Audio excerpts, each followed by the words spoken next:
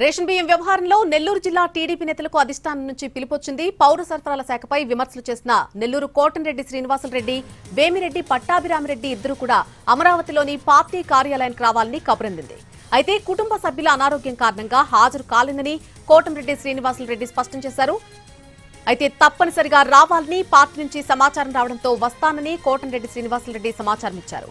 మరొకవైపు వేమిరెడ్డి పట్టాభిరామిరెడ్డి కూడా అధిష్టానం ముందు హాజరయ్యారు. రేషన్ మాఫియా అంశంపై వేమిరెడ్డి పట్టాభిరెడ్డి నుంచి అధిష్టానం వివరణ కోరుతోంది. రేషన్ బియ్యం వ్యవహారంలో కోటంరెడ్డి శ్రీనివాసులరెడ్డి, వేమిరెడ్డి పట్టాభిరామిరెడ్డి చేసిన వ్యాఖ్యలపై పౌర సరఫరాల శాఖ మంత్రి నాదెండ్ల మనోహర్ సీరియస్ గా ఉన్నారు.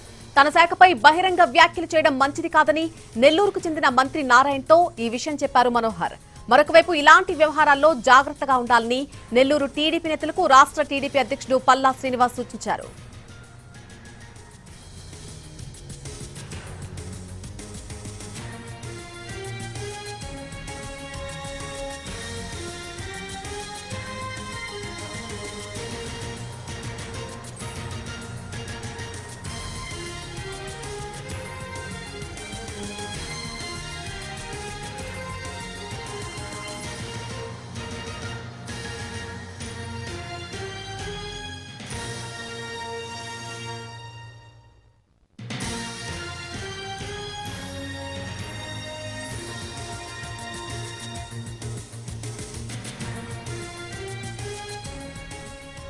రేషన్ బియ్యం వ్యవహారంలో నెల్లూరు జిల్లా టీడీపీ నేతలకు అధిష్టానం నుంచి పిలుపు వచ్చింది. పౌర సరఫరాల శాఖపై విమర్శలు చేసిన నెల్లూరు కోటంరెడ్డి శ్రీనివాసులరెడ్డి అలాగే పట్టాభిరామిరెడ్డి ఇద్దరు కూడా అమరావతిలోని పార్టీ కార్యాలయానికి రావాలని కబురందింది.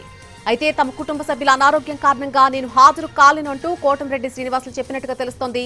కానీ తప్పనిసరిగా రావాలని పార్టీ నుంచి సమాచారం రావడంతో వస్తానని కోటంరెడ్డి శ్రీనివాసులరెడ్డి సమాచారం ఇచ్చారు.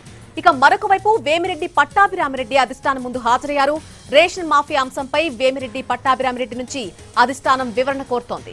రేషన్ బియ్యం వ్యవహారంలో కోటంరెడ్డి శ్రీనివాసులరెడ్డి, వేమిరెడ్డి పట్టాభిరామిరెడ్డి చేసినటువంటి వ్యాఖ్యలపై పౌర సరఫరాల శాఖ మంత్రి నాదెండ్ల మనోహర్ సీరియస్ గా ఉన్నారు.